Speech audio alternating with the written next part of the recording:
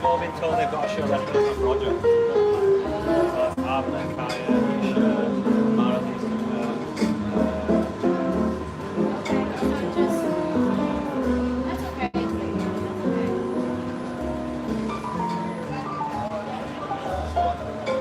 I was like, where are they all? They were all in there. Because they We get to present these cards.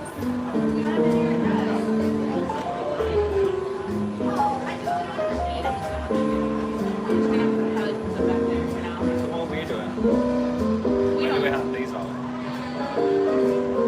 Oh, Should they? no, shoot, I wasn't paying attention. The kids say thank you at the end and say them. And have these on? Yeah. That makes sense. I was like, what? We would stop there, right? No, we don't do that. Okay. So, yeah, our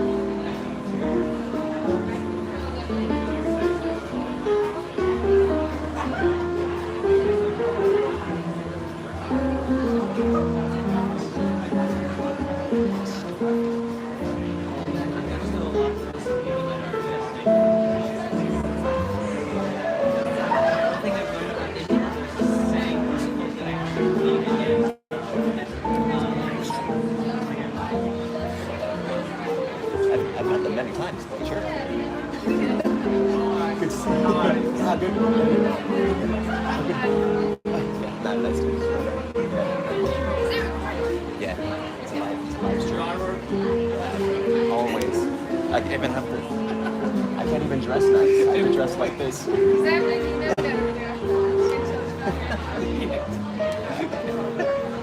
easy man. Yeah.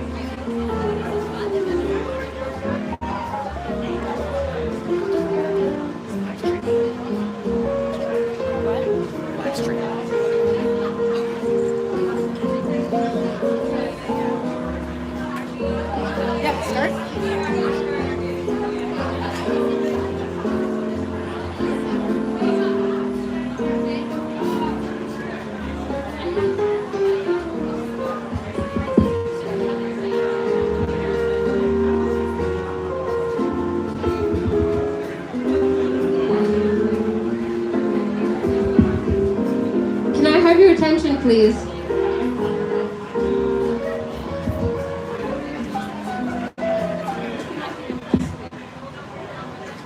Can I have everyone's attention, please? I request everyone to take their seats. We're going to start soon. And guests, feel free to come up to the front. We have a lot of seats. So feel free.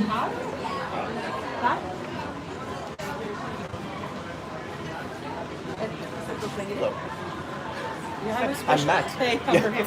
Nice to meet you. Hi, it's nice to meet you.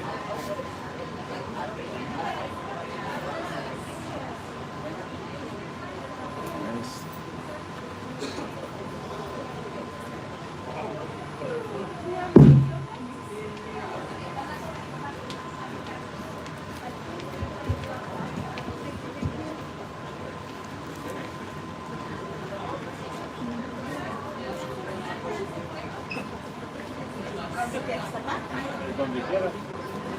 Sí, yo creo que aquí estamos bien.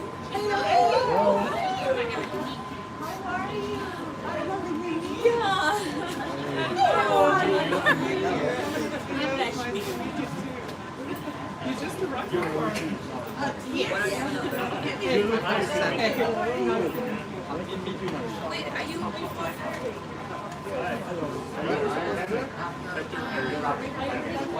I am after.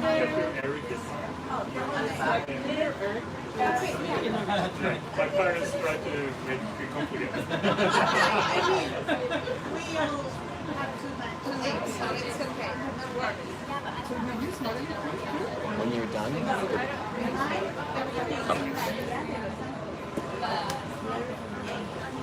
But my parents will make for Marty. Okay, let's go. Happy. You moved in for I will try. Thank you very much. Thank you.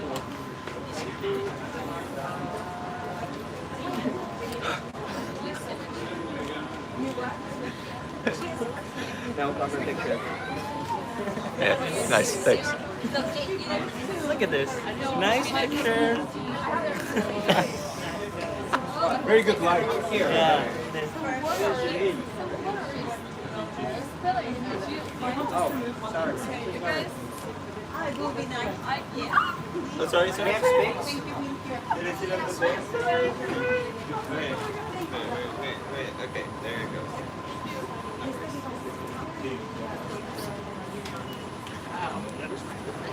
Ya fue.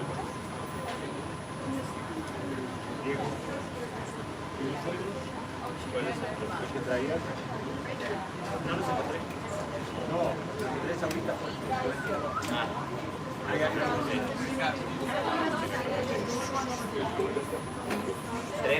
Deepa, please. Measure or no? To measure,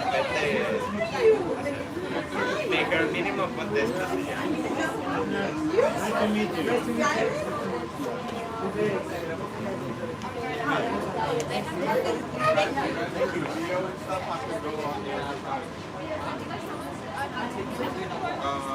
How are you?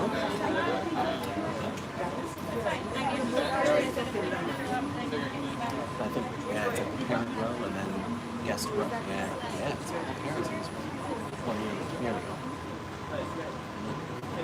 I think you have the guest of honor seat, right? No, the guest of honor, right next to me. Looking great, guys.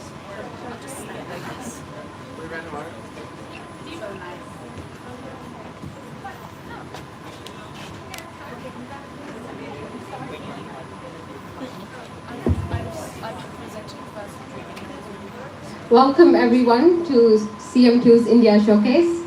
As we say in Hindi, Namaste, or in Urdu, Adab. We welcome you to our showcase, and in Hindi I'd say, Aapka showcase mein swagat hai. So we'll start off with a welcome message from our principal, Shell. Thank you, Arushi. Today we are here to celebrate the accomplishments of TGS students who each have engaged in a similar process that we call project-based learning to get to this showcase. Their final products represents a series of actions that include goal setting for content and skills and that students develop, creating a sequence of learning experiences to achieve their goals, organizing their time to work through their plan, deciding how their goals align with our learning standards, and how they'll make connections to their learning.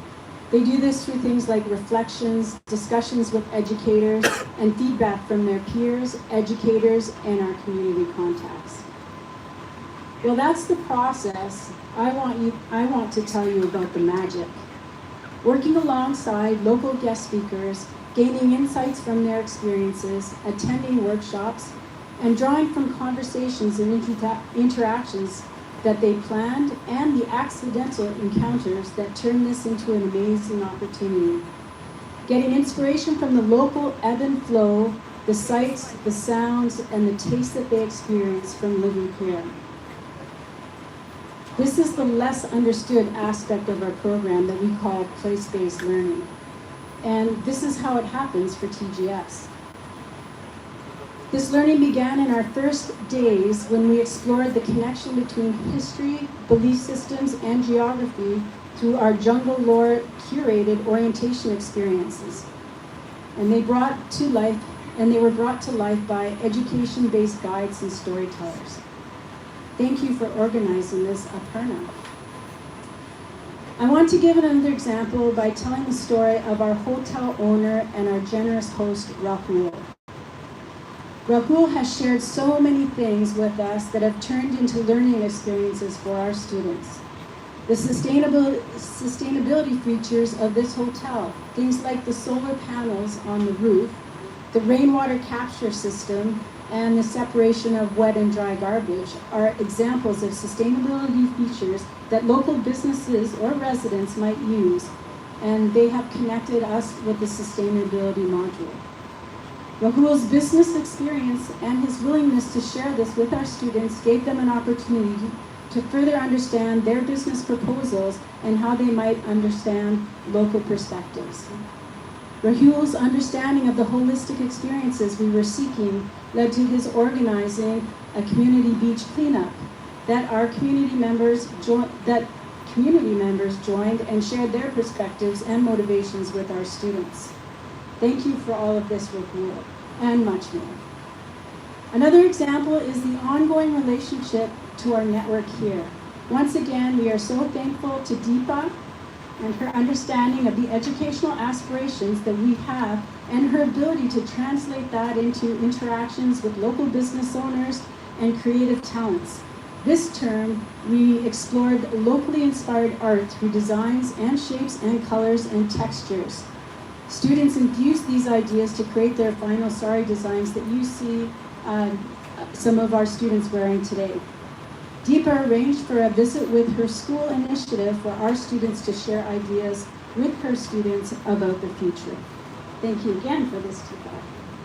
These are valuable experiences that are the backdrop for our students to capitalize further on developing their own personal projects.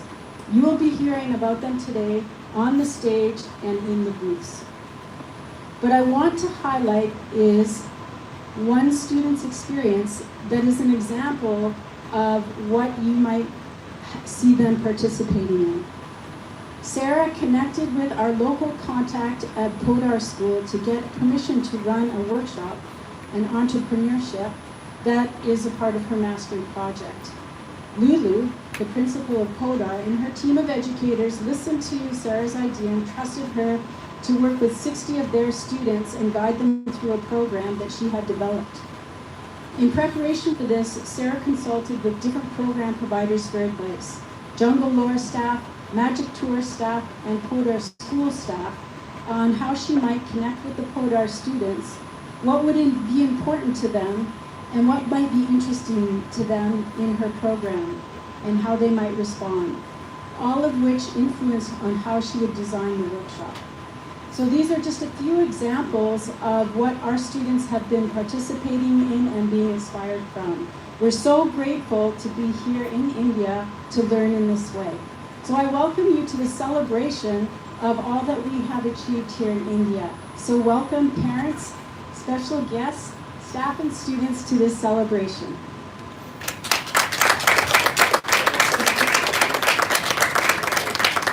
Thank you, Shah, for that enchanting speech and sharing our TGS magic with our guests today. So we'll start with modules, and first up we have Mumbai Entrepreneurs, which is going to be introduced by Dhruv and Rhiannon.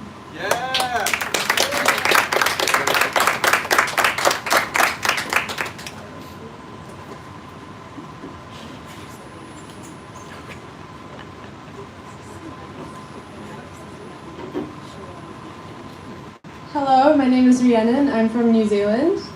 My name is Dhruv, I'm from India and Zambia, and we are representing our module, which is Mumbai's Entrepreneurs. So this term, some of us were challenged with a driving question of how effectively can I design and pitch a community-led business startup designed to meet the needs of a specific demographic of Mumbai.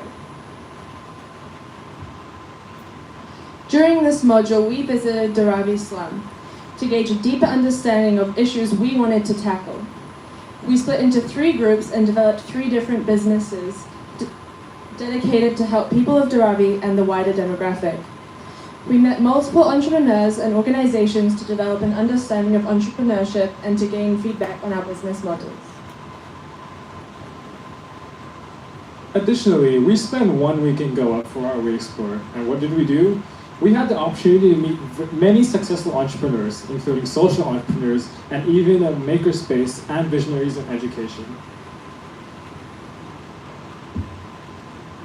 We pitched 3 different business ideas to a panel of experts where we were evaluated on our scalability, impact, and creativity of our ideas. Today, we will be showing you our pitches. And we are happy to introduce the first group.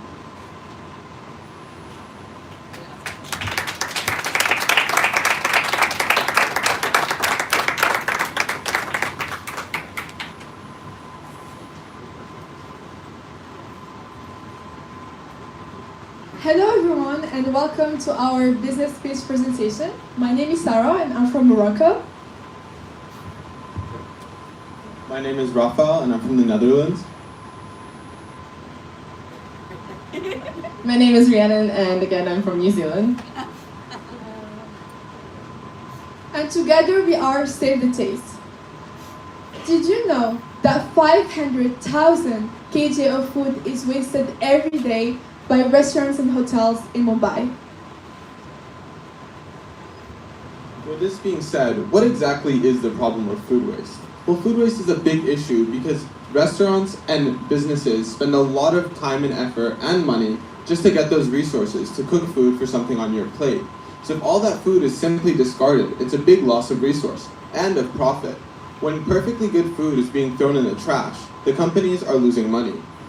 Next, when all of these foods are thrown in the trash, they're put in big landfills, and these landfills release a lot of methane emissions. What does this mean? Well, actually, these methane emissions are contributing to our global epidemic of climate change. And it also is an issue for hygiene of nearby communities. We identified a clear market gap. There were restaurants and hotels wasting perfectly good food. And there was a trend of consumers buying more sustainably in India. So, we saw that there was a clear need for a middle ground. Why was perfectly good food being thrown in the trash when it could be redistributed? Our solution. Together, we came up with Save the Taste, an end to food waste. We are an app that connects restaurants who have food that they can't sell but is edible and would otherwise have to throw away to consumers for 40% off the original price. With this model, we want to 1. Eliminate food waste, 2. Promote food sustainability, 3. Make food more accessible to those who would otherwise not be able to afford it, and 4th, provide flexible jobs for people in Dharavi. So why would businesses be interested to collaborate with us? Well, there are many reasons. And the first one is profit. So originally, When the businesses and restaurants used to throw away their food, they weren't getting any profit out of it. But with us, we will pay them for every single meal they give us. Second reason is marketing. We will promote those restaurants as being green restaurants, and we will promote their restaurants in our apps, which means they will get more customers. Third reason is data insight. We will be able to provide them with data so that they know exactly how much food they need to buy so that they don't waste it again. And fourth reason is it's easy to implement. We're gonna make the process very easy and straightforward for them.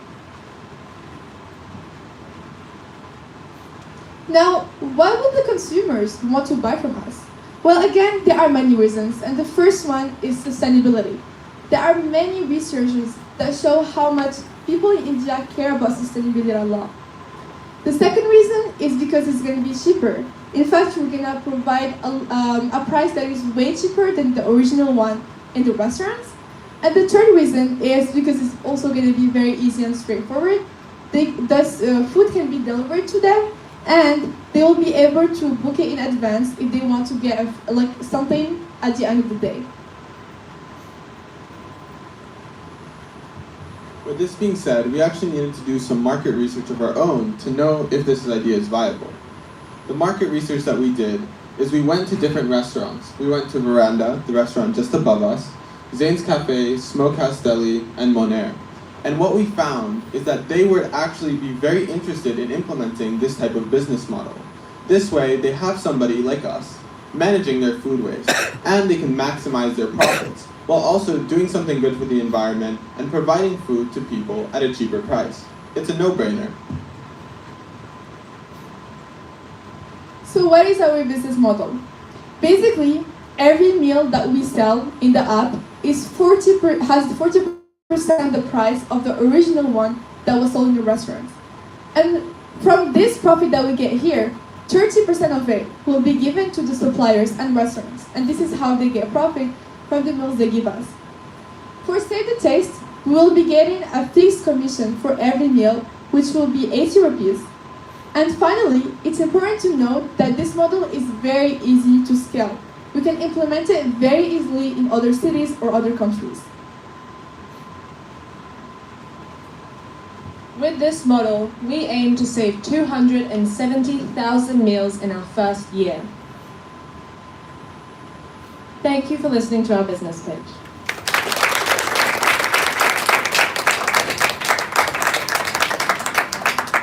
And up next we have Dhruv's group, and they're going to be showing you something incredible about entrepreneurships in Derby. Thank you.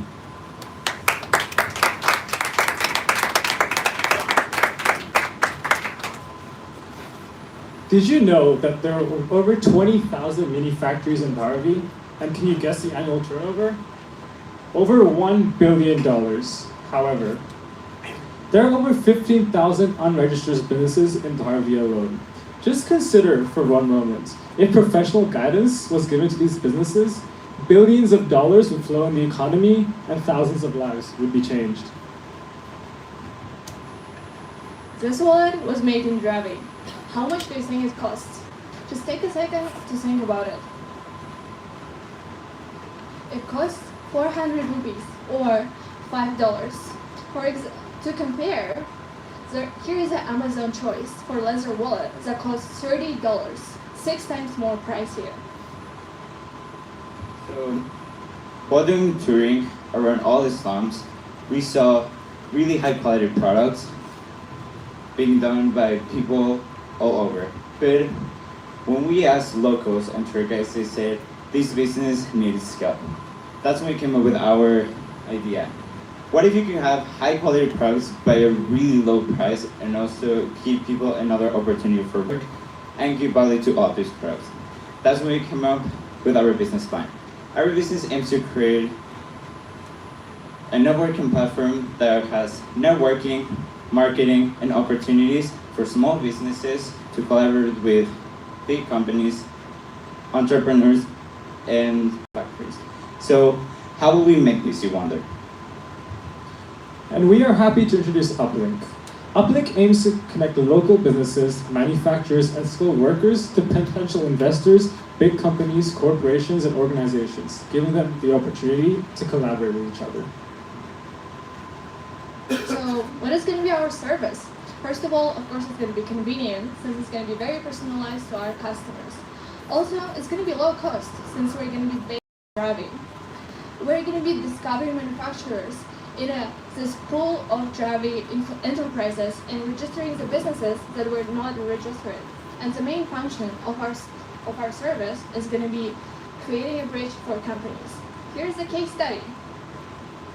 Imagine the North Face wants to expand their product to the Indian market, but they don't really have connections with Dravi. While Dravi doesn't have connections either, but they produce really good quality products for a low cost service. So Uplink is going to be connecting both worlds together. So how are we going to make sure that bigger enterprises are going to find our business qualified, credible, and sustainable? First of all, we're going to ensure high quality products. Also, we're going to be providing certifications for smaller businesses. And to make it more sustainable, we're going to have regular health checks. So how will the business make money, you wonder? First of all, listing fee. As we want to sustain our business, all small companies will have to pay listing fee. This price will depend based on the company's scale, as not all small companies can pay the same quantity. And also, project turnover. As Uplink, we're not manufacturing all the products, we'll be only taking a small quantity from the project turnover. Again, this quantity will depend on the project scale. And finally, as we want to make our business as big as possible, we'll use 3 different marketing strategies. Business to business, as the name says, we'll be marketing our business to other companies.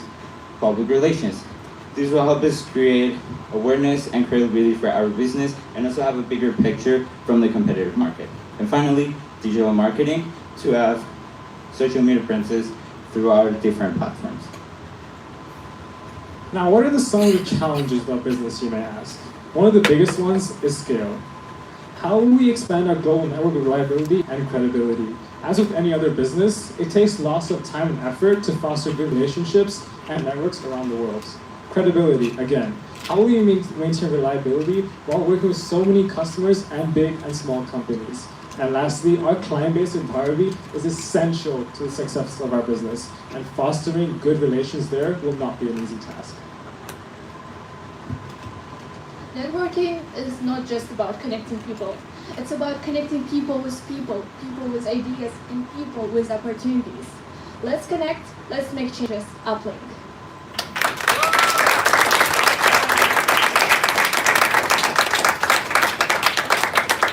And we are happy to introduce the last group of our module, Expand.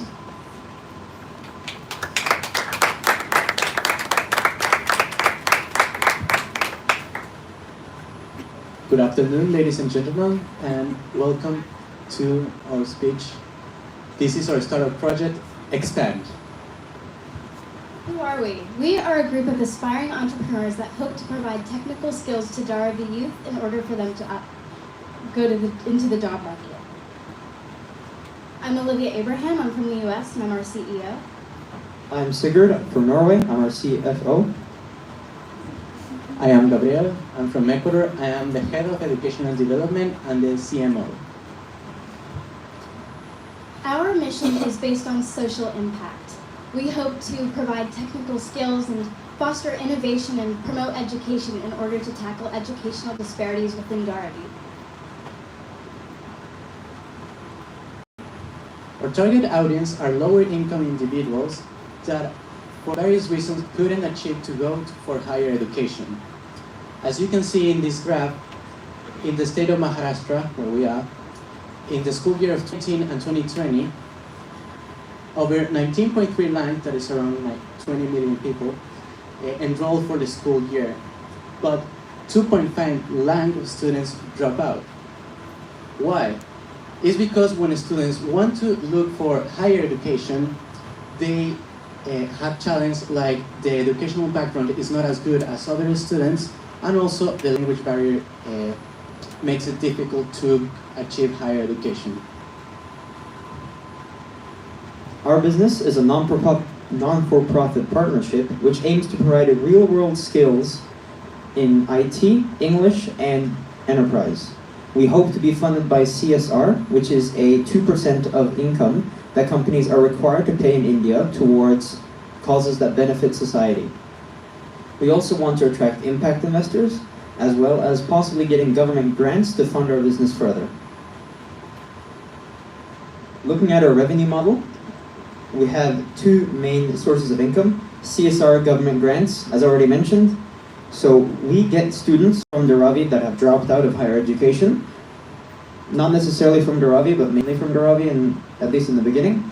They will enter our business, we will give them classes in the skills aforementioned, and they will enter the job market with well-prepared skills. Then, later, once they've been in the job market for a few years, they may come back, seeing that our products are quality, and possibly pay us for even more upskilling classes. Or the companies can just pay us directly for us to upskill their employees. Some of the suppliers, employees, and partners we're working with are Microsoft and Bell. We hope to use because they align with our mission, we hope to work with them in order to provide materials for our students, such as computers and other devices.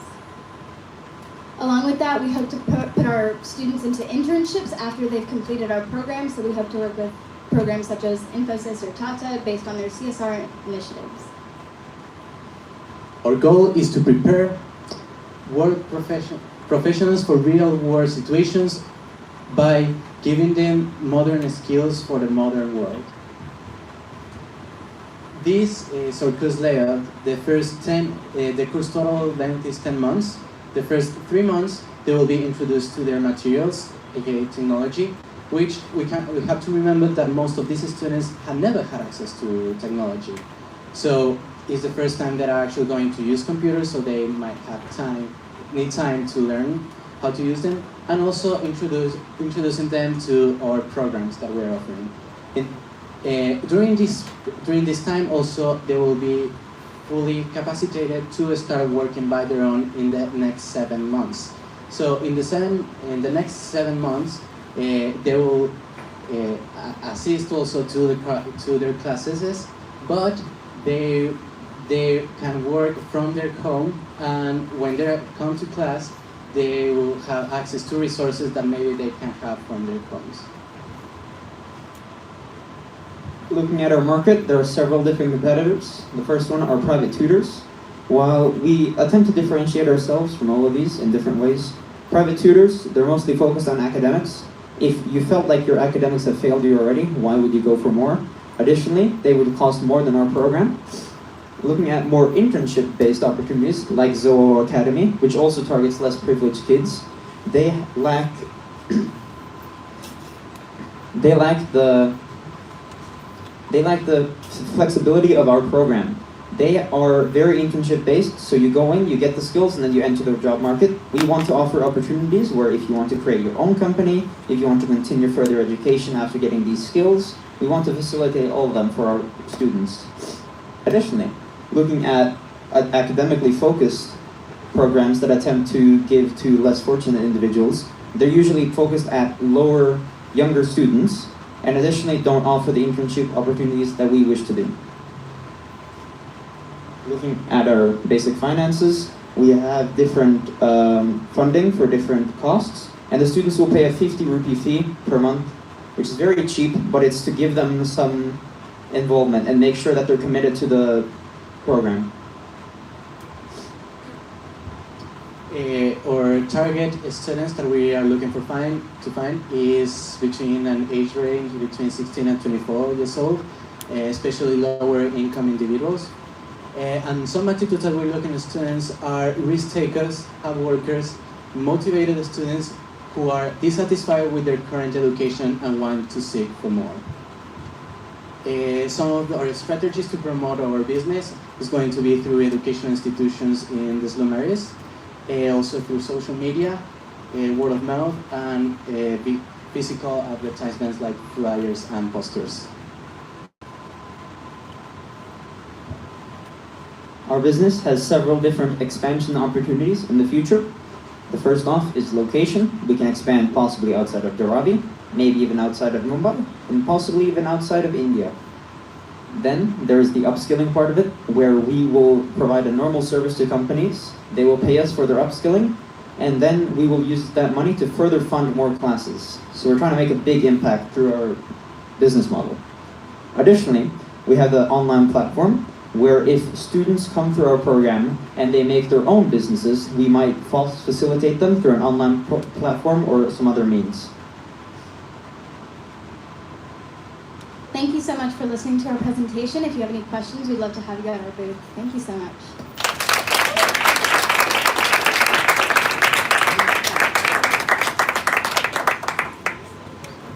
Thank you, Mumbai entrepreneurs. I'm sure you guys are going to get investors pretty soon. Next up, we have the Geometry of Design module being presented by Marilyn, Samara, and Abner. Thank you, Rishi.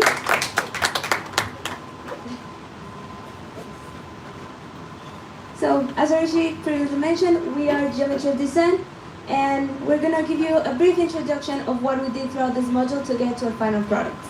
So, our module consisted in the merge of mathematics and art. We took a look at architectural geometry, symmetry, in order to incorporate them into our saris. Saris are a traditional garment worn here in India that consists in a very big fabric ranging between 3 meters and 8 meters that is draped around the body.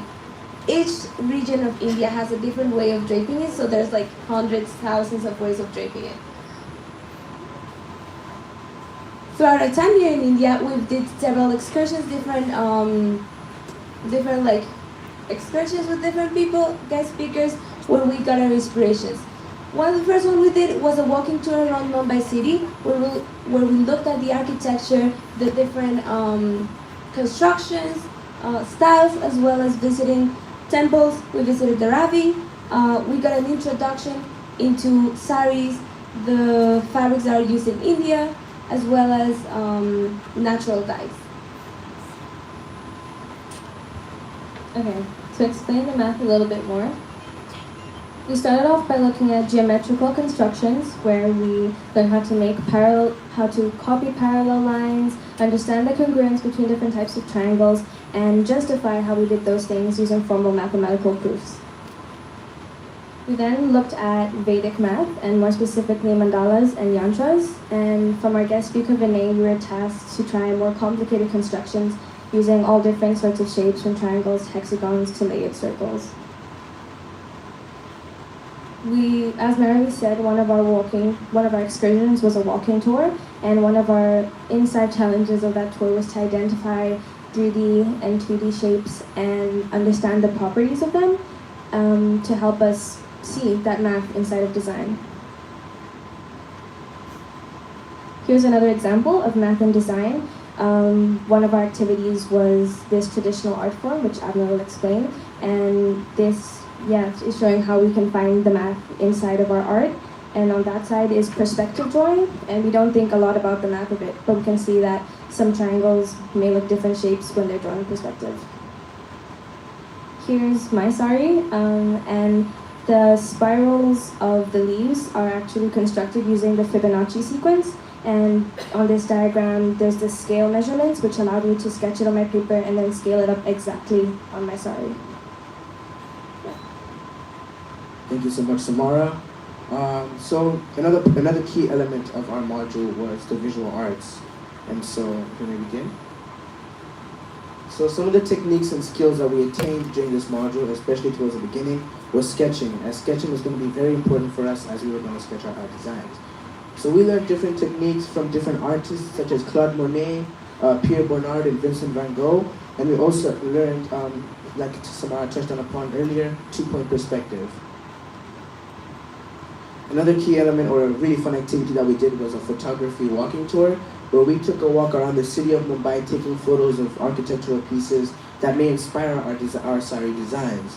So the main point of this tour was for us to explore using the techniques of photography, the composition techniques such as the rule of thirds, high viewpoint and low viewpoint, leading lines, and the rule and frame within a frame.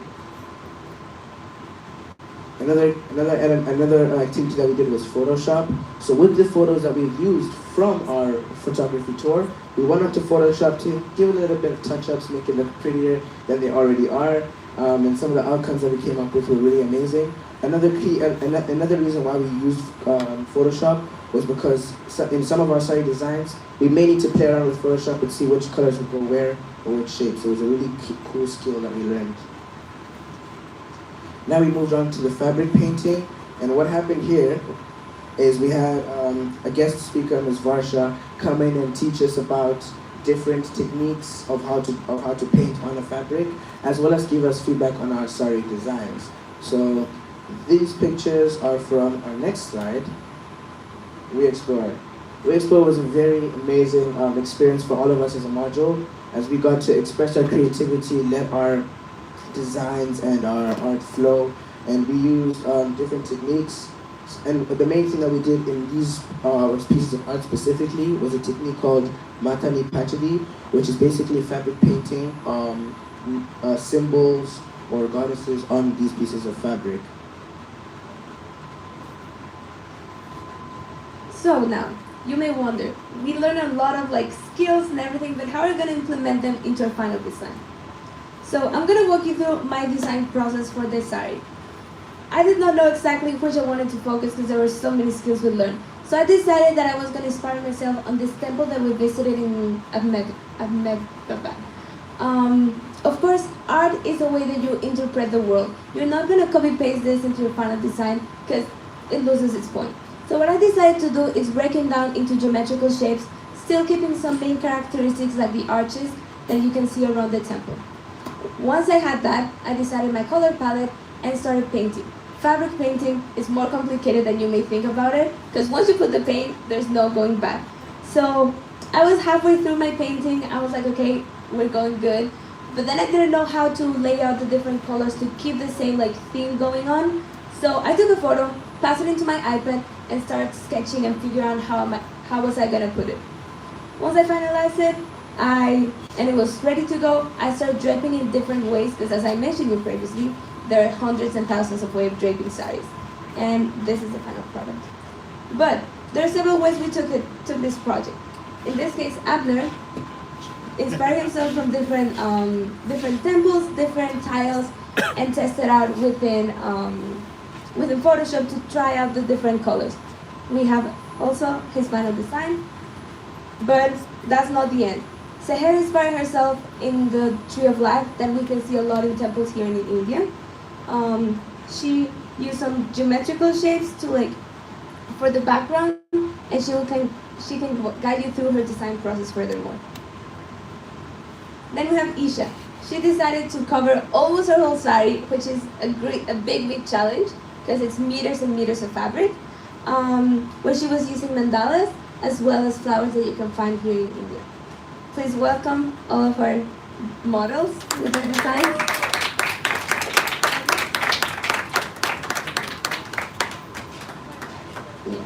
And we invite yourself, encourage you to visit us to really get to know our design process, our inspirations, and get to know our challenges. Thank you.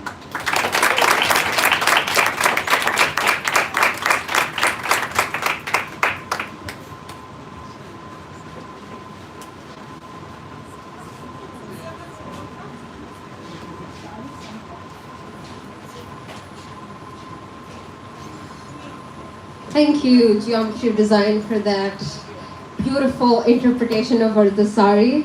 Next up, we have Louisa introducing the sustainability module.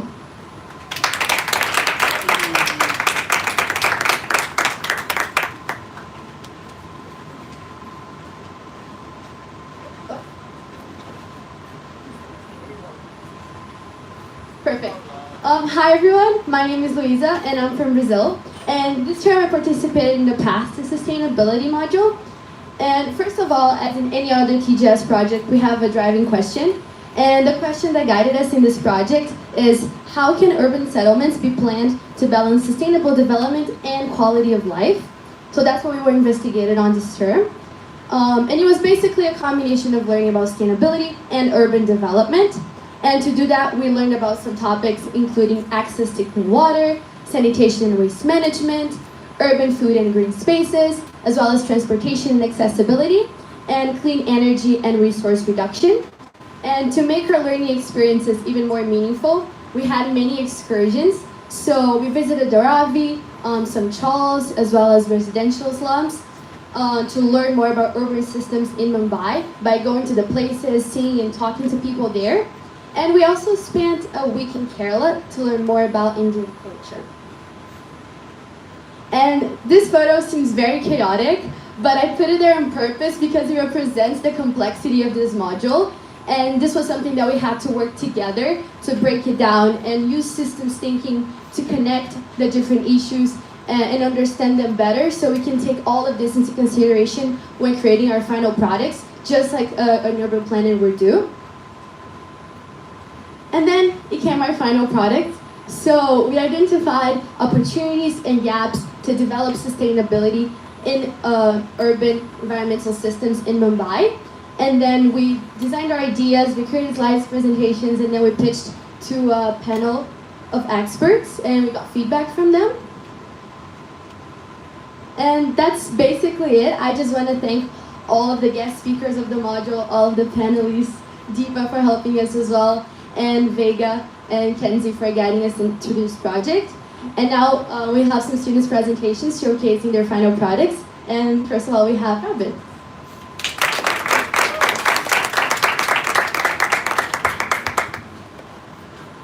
Okay.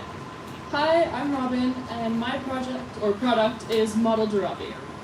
So, since we've been here, we've learned a little bit about the issues in Mumbai.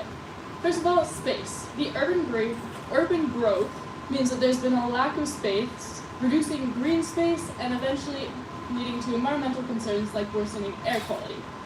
Next is food. Most of the food in Mumbai is supported by external or imported by external sources. And a lot of that causes transport, or a lot of that causes a big carbon footprint. Finally, waste management. There's an alarming production of waste, specifically food waste. In fact, 70% of waste in Mumbai is food waste. So, there we go. So this is what the system looks like right now. So the food is taken into Mumbai, goes to the shops, bought by the people, taken into their households, and put into unsegregated waste, finally goes to the dump. And the transport from the waste to the dump is supported by the government. So how long do you guys think it takes one banana to decompose in a landfill? Anyone? Anyone? Rhiannon? 5 days. Are you sure? It actually takes 2 years. So, knowing this, it takes 2 years to decompose in a landfill, and that means there's a lack of space and growing waste. So this is because there's such a big pile that it's impossible to control the temperature and also create a good airflow, which helps the microorganisms be effective at decomposing. So instead, a composter takes 2 to 10 days to decompose the food. So obviously this must be the answer, right? This is bananas. So, individualized composting alone is not enough, because it's an initial investment, plus it takes time and energy and money to keep it going, and then finally it takes a lot of space.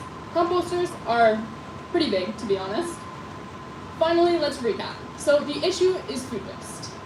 The landfills are inefficient, but composting on an individual level is not working, and it's a privilege. So my solution is inspired by Dharavi. So right now, Dharavi's recycling system takes care of 60 to 80% of Mumbai's waste.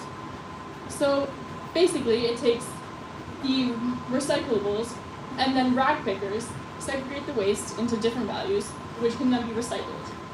So there are 30,000 informal rag pickers that are making money off of this system. So my question is it possible to use food waste to make money? So So RUR's composter is one of the places that we visited, and so they showed us how you can take food waste and make it into biofertilizer. Then you can make money off of this by either using it to farm or selling the biofertilizer. So my solution is starting by teaching food segregation in schools. Then hopefully the students will introduce it into their households, which the households would hopefully take it and actually segregate their waste. But if they don't, then the government can incentivize them by offering to buy their sorted food waste. The sorted food waste is transported by the government to a composting site, and the food waste is composted, and the biofertilizer is either used to create new green farms, or it's used and sold to other areas.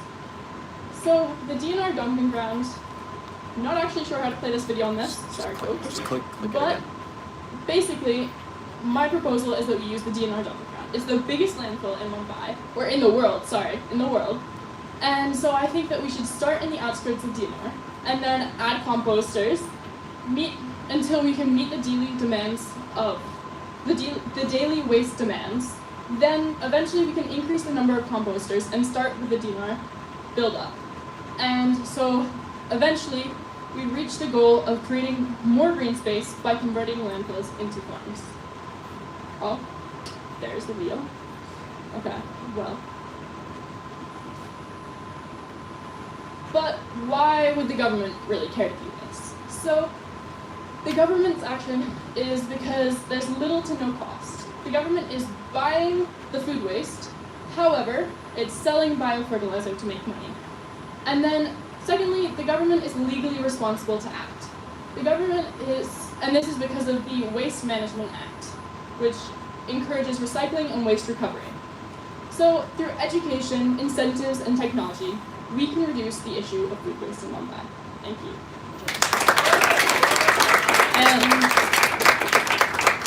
And I would like to introduce Santi, who's going to show us the next project from Montreal.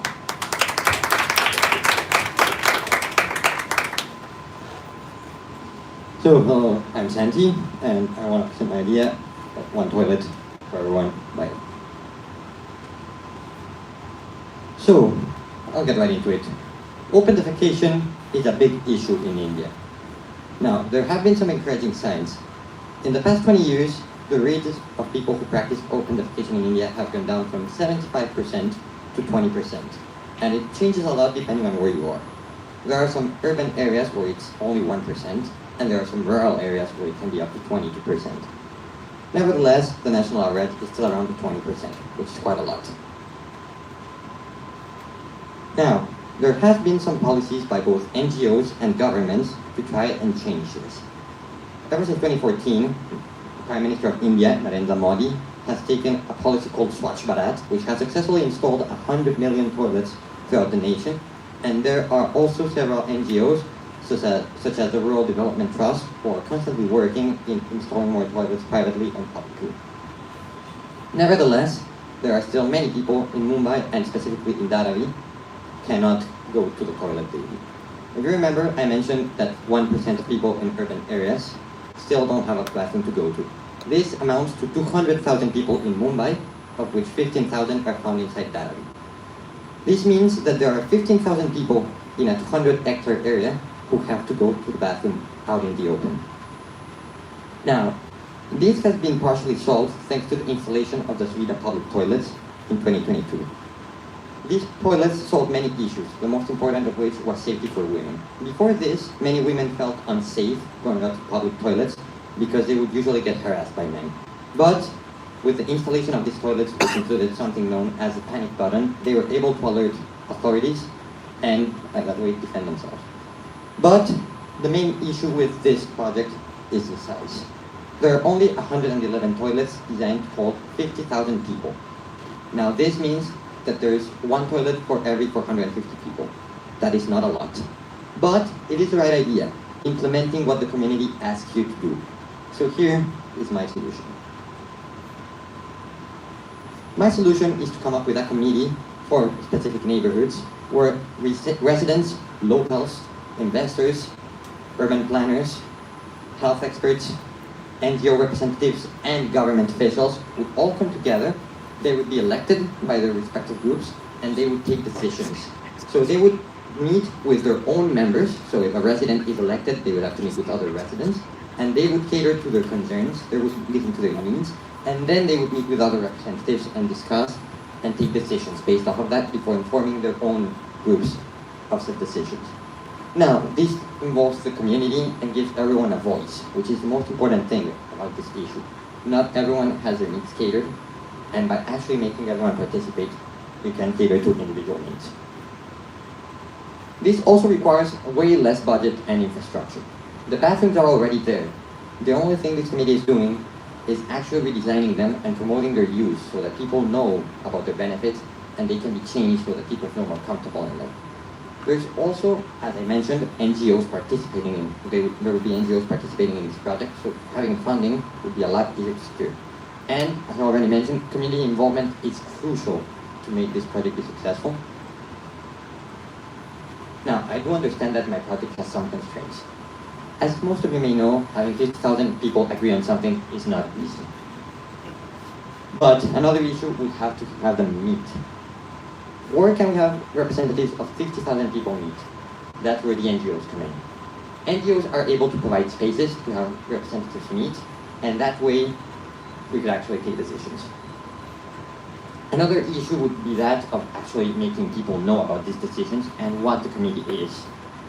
I had first thought of advertising and using brochures, but I realized it would be far too expensive and inefficient. And that's when TV came in, the modern broadcasting device. Almost every house in Dharavi has at least one TV, and there are local channels which could advertise committee decisions and inform people about the importance of using toilets. So, I want to end with this message. We are all people. We all have human rights. We all have human needs. We're all productive members of society. Don't you think it is fair to give everyone a toilet? Because in the end, we all need a place to go when we have to go. Thank you very much.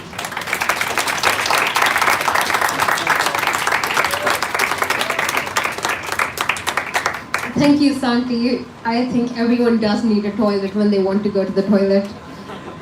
Next up, moving from modules, we're moving to digital portfolio. We have Bido presenting his Ditport.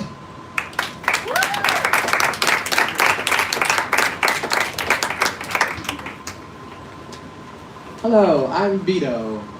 This is first time for Showcase to include a digital portfolio presentation, so I had to think of something a little bit more creative than just talking about myself for the next 5 minutes. So just before we get into this, I would like to ask the audience here, how many of you guys have a digital portfolio or some sort of a presentation of who you are that is accessible online? Cool. So most of the audience do not have it. So my goal today is I want to peer influence you to even at least even consider having a digital portfolio. So first of all, what digital portfolio is, it's a presentation online. It could be in a form of PDF, a website, an app, or it could even be a game to tell your story. It's an intersection of who you are, what you're passionate about, your values, your identity and beliefs. And you do that through the intersection also of aesthetics, content, and functionality.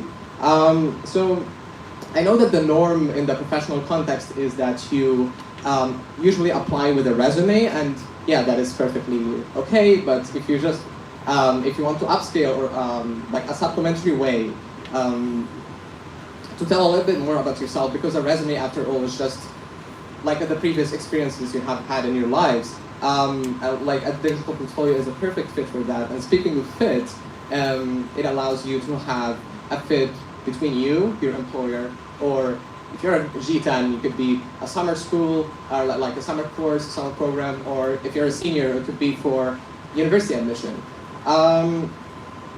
So it also is an easy way to introduce yourself.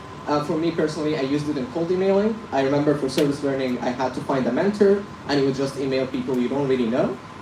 So I would just introduce myself in every single email, and that was very, very time consuming. Now I'll be like, okay, here, I'm Bido, just go to my website, check me out, right? So the question here is, how do you actually design your digital portfolio? My driving question was, how do you design your digital portfolio in a way that showcases your work, fashion values and identity. And it is a question that we all need to consider. So I would like to share how I answered this question personally, and hopefully I will influence you in that matter. So first of all is aesthetics.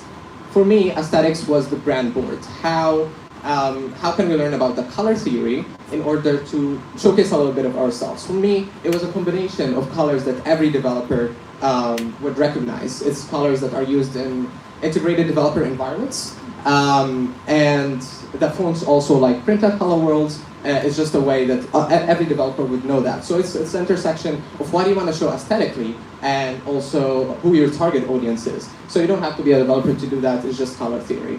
And then the content.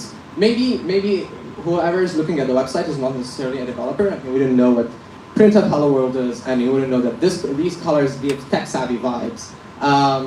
So my actual content and my story also it needs me to reflect a lot about myself in a way that I can tell other people about who I am. But also it doesn't have to be writing. It could be also photos and images. So I really like smiling. It is part of my identity, and I wanted to just show that at the very beginning of my landing page. And by the way, all of you audience have a beautiful smile today. And then finally is the dynamic of the pages. So Matt, could you click on explore, please? Whee! You could put you could argue you could just like scroll down, and yeah, that's true. But I mean, who doesn't want a little bit of animation, right? And also, if you go a little bit down and go to the projects, you could also view more of the projects. The functionality in general is what the buttons do. It's the user interface. What do you want the users in general to experience, and how you can connect all of that in a way that is understandable. For me, it was dynamic pages. All of my projects are in a dynamic database, and they're all linked in and connected together. So in general, my goal for this is, you're awesome, but people don't know you're awesome, so you gotta know how to market yourself. Thank you.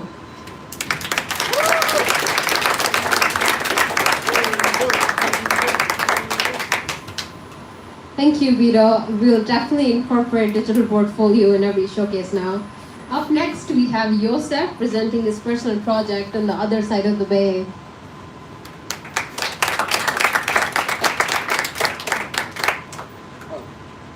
Hello, my name is Joseph and I'm from Mexico, and today I will present you my first personal project. So, how did this start?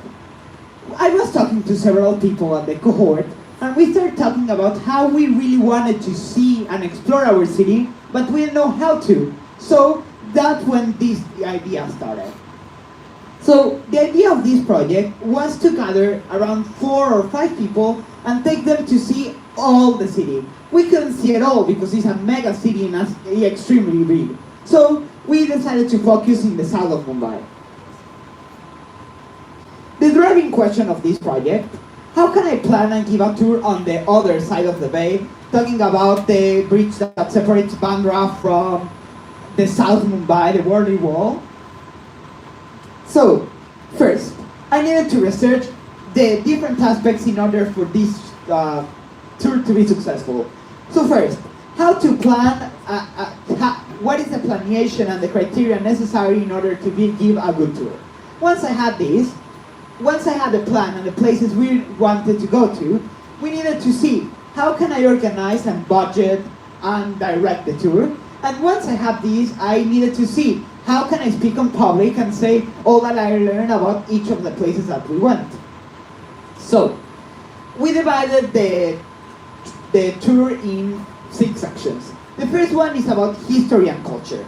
We went to different places such as the Gateway of India, the Flora Fountain, David Sassoon Library, the Bombay Court, which was built in the Victorian era around the 19th century, and this is still the Mumbai and Goa, the Maharashtra and Goa Court. So that was the first part of the tour. The second part of the tour was about art. What kind of art and architecture can this marvelous city offer us? So we went around different art museums. We had the opportunity to go to the second most expensive house in the world after Buckingham Palace, which is definitely an architectural marvel. And we also had the opportunity to walk through the different paths in which street art is demonstrated around the city. So the third path of all these tours was about transport. How can we get to know a little bit more about the transport of this city? Is it sustainable? Is it good? So that's when we decided to go on the 4 main forms of transport.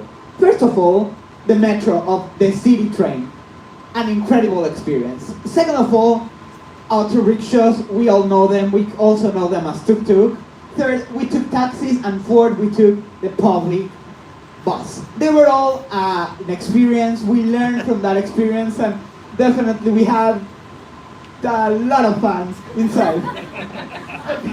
Oh, sorry. The third one, we decided to see a little bit more about the entertainment of the city and the hospitality industry of the city. That's when we decided to go first to the Taj Hotel, which is the first hotel owned by the Tata Group. They have much more hotels in different parts of the city and different parts of India, but this is the original. Here, Barack Obama, Bill Clinton, even the Queen Elizabeth has been. Then we went to the one of the biggest shopping malls in India and one of the most important, Phoenix Palladium Mall, where we had the opportunity to explore the different brands, Indian brands, but also international brands, and we also had the opportunity to see the ambience. And inside that mall, we decided to go to see the economical success story of Chayos, which is a very interesting journey that 2 friends of Mumbai have embarked on. After that, yes, we couldn't miss to see the great religious multiculturality of the city. So that's why we decided to go to 4 different temples. The first one, Ahi Ali Daro, which is related to Islam. The second, Knesset Eliyahu Synagogue, which is the second oldest synagogue in Mumbai, also built by David Sasson. Then, the Nisopan Miyaj, which is a very famous Buddhist temple. And for last, the Siddhaviyang temple, which is a Hinduist temple, who offers not only a great cultural strength, but also a very, very interesting architectural design. For last, but not less important, we decided to see a little bit more about the urban planning and mainly the infrastructure of transport and mobility of this city. So that's why we decided to go to see 3 different places of the city. First, the Worli Link Bridge, which is one of the greatest architectural landmarks that India can offer. Then we went to see the Mumbai Marine Road, in which a lot of people around Mumbai go to see the sunsets while cars pass through. It's also called the Queen Necklace. And for the list, we went to see the Mumbai Coastal Road project, which is an ongoing project that they are constructing in order to facilitate the urbanization of Mumbai and to make Mumbai a better, safer, and more practical city for the users of cars. So yeah, the tour was definitely a success. It was sort of chaotic because it was 9:30, we needed to go at 10, and then at 9:30 in the morning I realized that every single person that confirmed to go to my tour, anyone could go that day. So I had to go door by door knocking to see who wanted to go to this tour that I needed to do. And well, yeah, thank you Sarah, Raf, Raya, that wake up, left whatever they did in their Sunday morning and came with me. But that's not the best part. The best part is that after this, we realized that this should not be only a project but an ongoing project. And that's why, after that, I continue to carry out tours. Anyone in South Korea will continue to do so, even though it's not a project.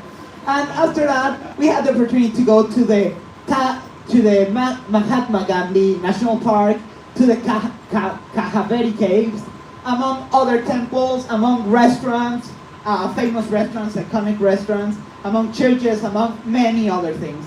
So yeah, this is the best part, that we are bringing a traveling and exploring a curious spirit to South Korea and hopefully to Greece. Thank you very much for your attention. See you next time.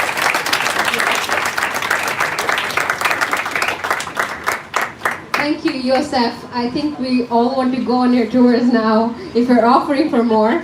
Next up, we have Jania with Mental Health Matters, her service learning project.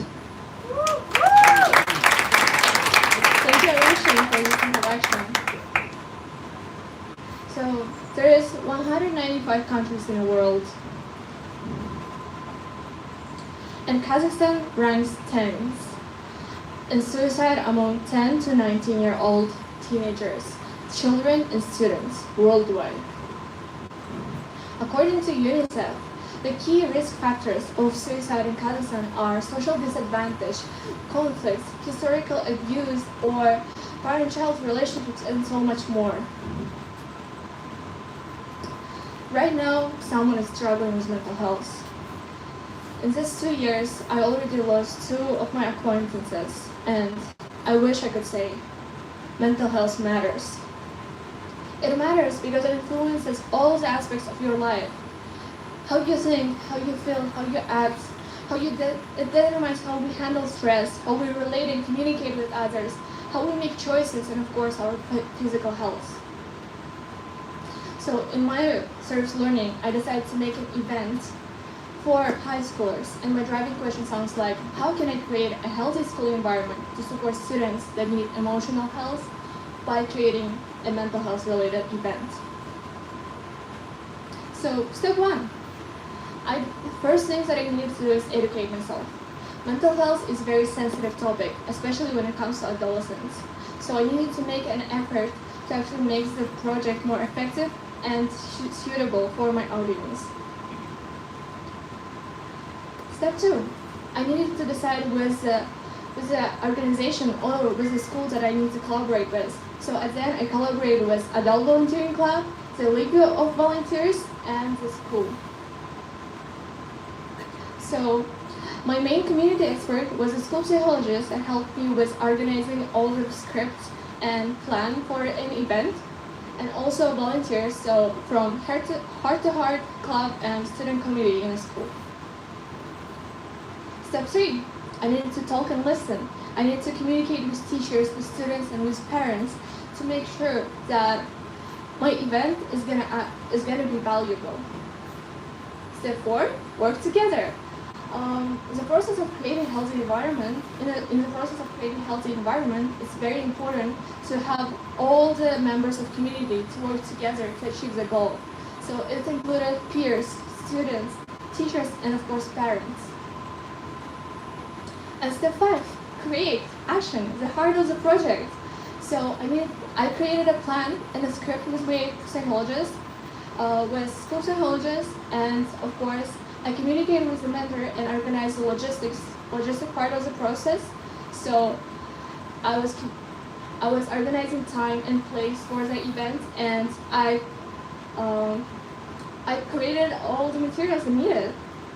And the last but not least, I documented my action, so I could show it as an evidence for my service learning project, which were photos of an event, feedback from audience, and feedback, of course, from my expert, and science and creative posters that I did. These were the gaps. These were the challenges that I faced too while doing my project. First of all, what if school doesn't support the project? What if this topic is too sensitive? So for that, I decided to collaborate with the organization, but the school confirmed my project, so it happened in the school. What if students don't relate to given information, or they don't put enough attention into it?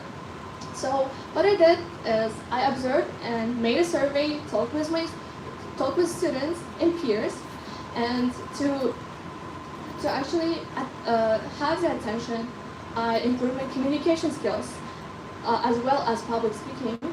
And of course, what if the most complicated one is, what if students are afraid with the feedback that I got from a variety of students, how it actually impacted, and I'm happy to say that some people actually reached out to me, and I can definitely say that it made an influence.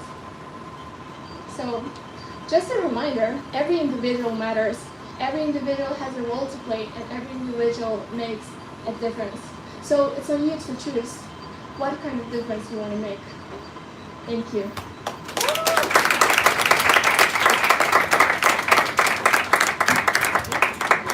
Thank you, Julia, for that very inspiring service learning talk. I think mental health does matter, and we need to do a lot more about it. So thank you for taking that first step. Up next, our last presentation for the day, we have Abner presenting his personal project, Golden Hour.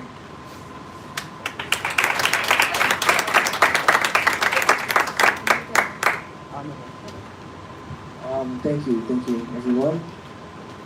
So it wasn't part of my plans to have the presentation at this point of the showcase, but I might as well anyway.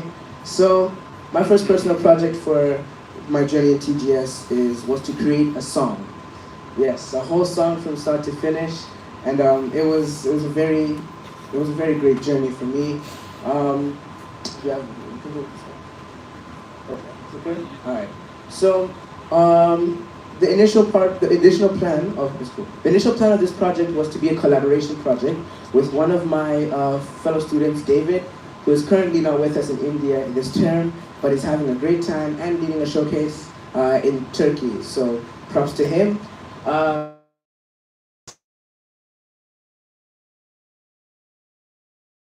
Goals in our project and the logistics of how it would work. Part and my role for this project was to create the beat and to create lyrics as well that I would rap upon the beat. So the began pretty well. I had the opportunity to work on the beat during Wakescore, so while balancing a very beautiful module experience, I also had the time to work on a personal project.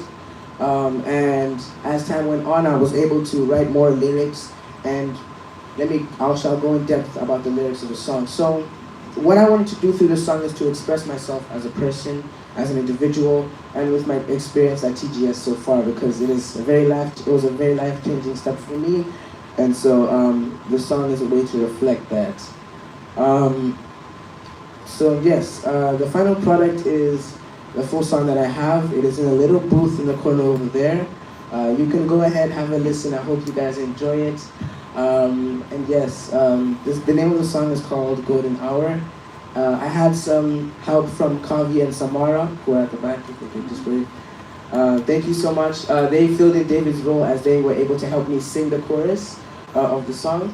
And with all of that, I really hope that you guys enjoy it. Please take a listen at the end of the showcase once every presentation is done. At the end. We can, as a little surprise, we can play it now. So sir, if you have the song. Absolutely. So this is the song Golden Hour. Enjoy.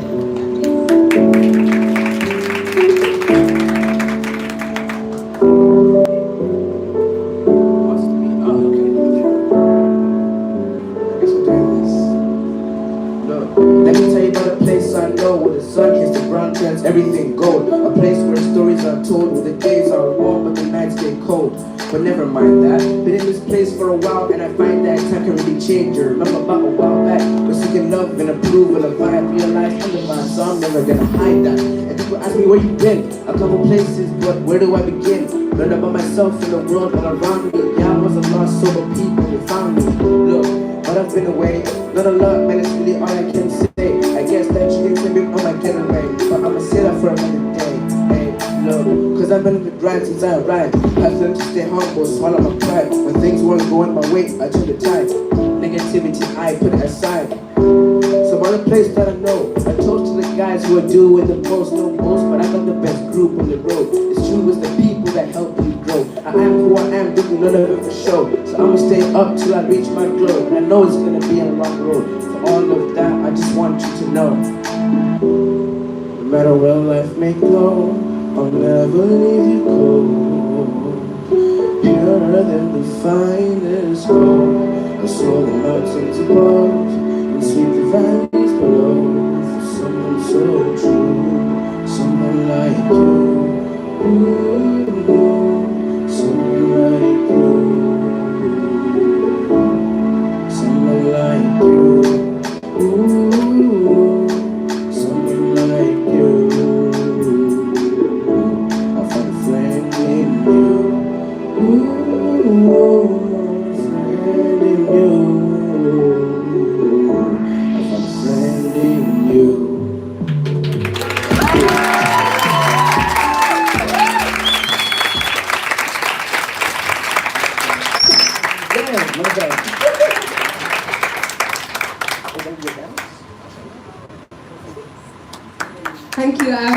for the song and for such a nice ending for our presentations.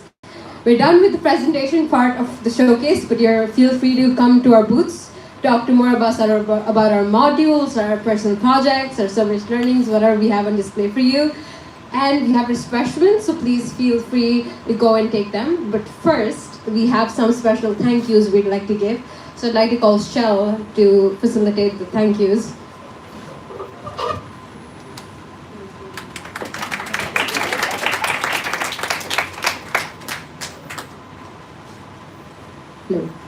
Okay, as I was introducing everyone to our showcase, I recognized some of the key players that have been supporting us, and we're going to recognize them again in just a minute. But first I wanted to talk about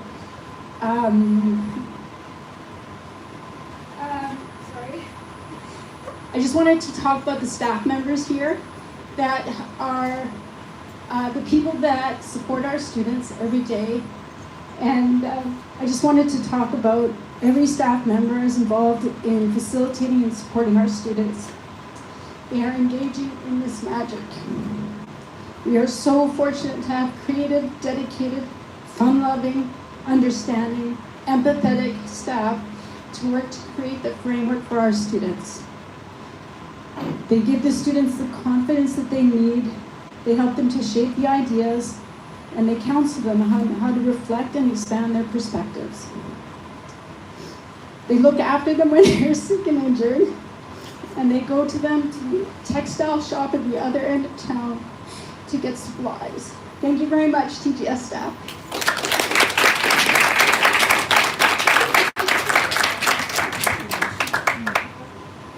Okay, so if your name is called, we would like you to come up and receive a small gift from us. First, I'd like to call up Rahul. I spoke at length about Rahul. Come on up. Earlier, you weren't here for that, Rahul, but just know that you have helped us in so many more ways than just providing us the hospitality.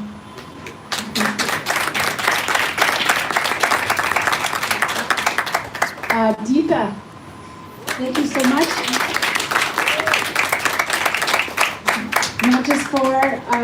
Not just for yourself, but your entire network and your inspiration and understanding of our program. For hotel staff, I'm not sure if there's a staff member that can come up from the hotel. Thank you.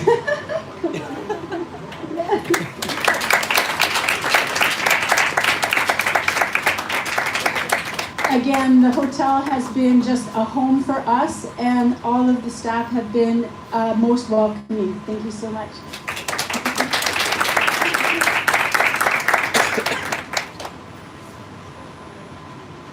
Oh, Mr. Balkishan Sharma. So Mr. Balkishan Sharma is a contact that we made through Russ, who is with the Think Learning Studio, and he has facilitated quite a few things on the back end for us, including our ability to use Podar School. Thank you very much.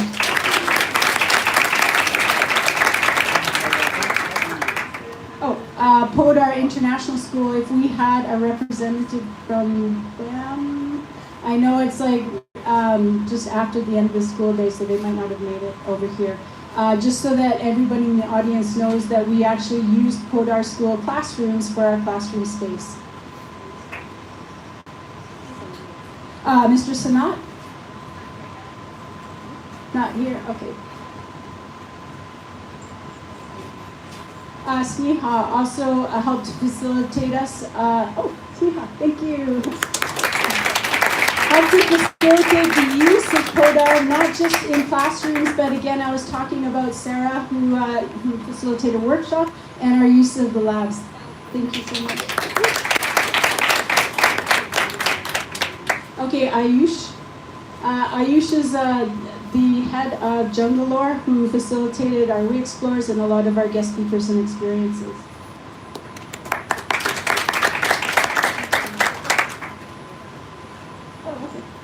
Okay, well, Well, thank you very much, and we now welcome you to take part in interacting with students in the booths that they've been referring to.